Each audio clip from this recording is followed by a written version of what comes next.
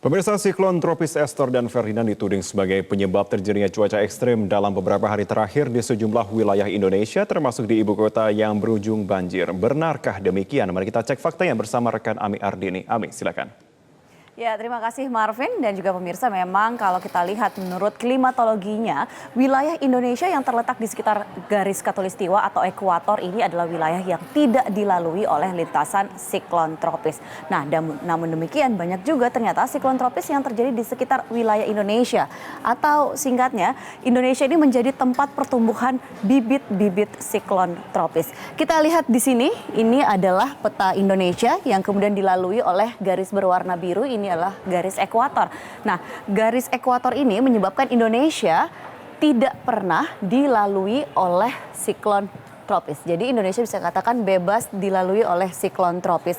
Sementara Indonesia ini menjadi wilayah pertumbuhan bibit-bibit siklon tropis karena pergerakannya adalah pergerakan udara panas dari khatulistiwa ini menuju ke juga pertemuan dengan udara dingin atau wilayah yang suhunya relatif lebih rendah. Nah, analoginya bahwa siklon tropis itu seperti mesin pemanas raksasa yang digerakkan oleh gravitasi dan juga rotasi bumi. Jadi kalau dikatakan siklon tropis melanda Indonesia adalah biang kerok dari cuaca ekstrim dalam beberapa hari terakhir, ini sedikit keliru. Kenapa? Karena Indonesia tidak dilintasi oleh siklon tropis. Tetapi bukan berarti wilayah dan juga cuaca di Indonesia kemudian tidak terpengaruh dampak tidak langsung dari siklon tropis. Nah, sama halnya dengan siklon Esther dan juga Ferdinand yang muncul dalam beberapa hari terakhir. Nah, kedua siklon tropis ini kalau kita lihat, nah ini dia siklon Esther dan juga Ferdinand yang keduanya ini berada di bagian selatan dari Indonesia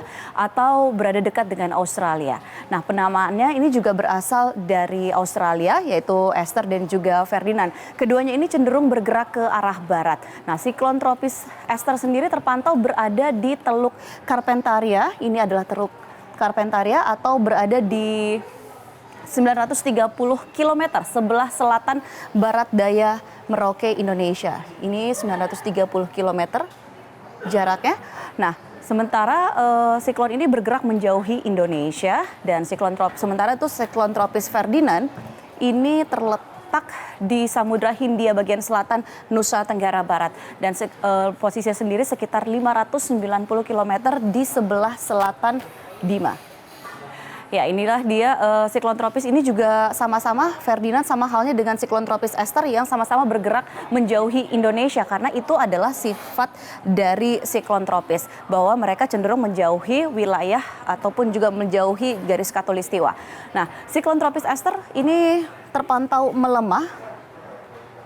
Kalau kita lihat bahwa melemah dan punah pada 24 Februari 2020 pada pukul 16.00 waktu Indonesia Barat. Ini adalah keterangan yang didapatkan dari BMKG per 24 Februari 2020. Sementara untuk siklon tropis Ferdinand sendiri diperkirakan ini intensitasnya meningkat dan juga bergerak ke arah barat sampai dengan barat daya.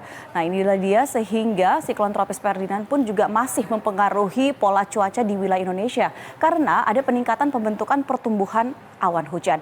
Nah, ini dia dampak yang terjadi dalam beberapa hari terakhir. Kalau kita lihat seperti apa dampak dari kedua siklon tropis ini.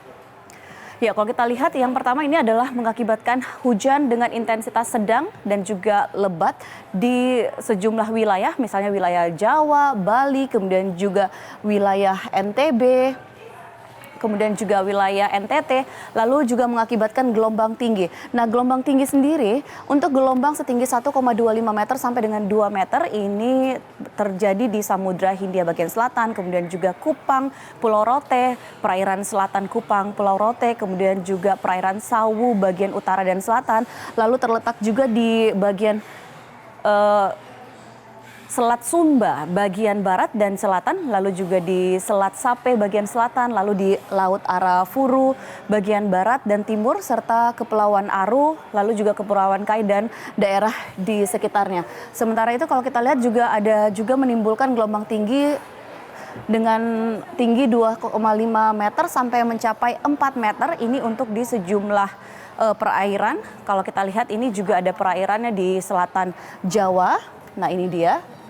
Ini perairan selatan Jawa Laut Hindia Selatan di bagian Jawa Timur, kemudian juga selatan NTB, lalu Samudra Hindia Selatan, Pulau Sumba, Laut Arafuru bagian tengah, dan juga sekitarnya seperti itu. Nah pemirsa, walaupun siklon Esther ini sudah berlalu, namun ternyata siklon Ferdinand ini masih harus terus diwaspadai. Kalau kita lihat berdasarkan data dari BMKG sampai dengan tanggal 29 Februari 2020, maka siklon Ferdinand masih terpantau di sekitar wilayah Indonesia. Nah, karena itu masyarakat juga masih harus tetap waspada dengan adanya hujan intensitas sedang sampai dengan intensitas lebat. Kemudian juga ini biasanya hujan ini pun juga berlangsung secara kontinu yang disertai petir dan kilat. Dan ini durasinya juga cukup ataupun rentang waktu terjadinya hujan juga cukup panjang. Sehingga tentunya ada sejumlah wilayah yang sangatlah berpotensi, baik itu Jawa Barat, kemudian Jawa Tengah, Jawa Timur, dan juga Bali. Termasuk juga ini adalah ibu kota. Jadi bisa dikatakan hampir seluruh Pulau Jawa ini harus waspada, kemudian Bali, kemudian daerah Nusa Tenggara Timur, Nusa Tenggara Barat, sampai dengan di bagian timur. Nah itu dia, lalu gelombang laut juga ini tetap harus diwaspadai karena ada potensi gelombang laut dengan ketinggian 1,25 sampai dengan 2,5 meter di perairan selatan Pulau Jawa hingga perairan di selatan NTB. Ya, lalu juga di Samudra Hindia ini juga sangatlah berpotensi dan intinya seluruh wilayah di bagian selatan Pulau Jawa dan juga Pulau Bali sampai dengan Nusa Tenggara Timur. Nah selain itu juga untuk siklon-siklon tropis kalau kita lihat kenapa masih harus waspada, ini juga karena siklon-siklon tropis di wilayah dekat Indonesia bagian selatan atau tempat terjadinya siklon Ferdinand dan juga siklon Esther sebelumnya, ini berdasarkan histori dari BMKG selama 42 tahun terakhir ini diketahui bahwa di bagian selatan inilah siklon tropis terbanyak terjadi di bulan Februari, yaitu ada 23% kejadian dalam sebulan. Lalu berikutnya adalah di bulan Maret sebesar 22% kejadian, lalu Januari dan juga April yaitu sebesar 11% kejadian. Nah ini artinya bahwa berjaga-jaga akan potensi adanya bencana hidrometeorologi seperti banjir, lalu kemudian tanah longsor dan lain-lain. Jadi masyarakat dan juga tentunya pemerintah daerah yang ada di wilayah-wilayah yang rentan akan resiko terdampak adanya siklon tropis ataupun juga potensi cuaca ekstrim ini harus tetap waspada. Jangan sampai peringatan yang diberikan oleh BMKG kemudian juga tidak diindahkan atau tidak disertai dengan tindakan ataupun juga upaya pencegahan ataupun juga penanggulangan sehingga masyarakat pun juga akan terdampak akan adanya bencana hidrometeorologi seperti banjir atau tanah longsor. Ya demikian yang bisa saya sampaikan dalam fact check kali ini. Kini kita kembali ke rekan saya Marvin di studio. Silahkan Marvin. Baik, Ami Ardini, terima kasih untuk pemaparan dalam fact check.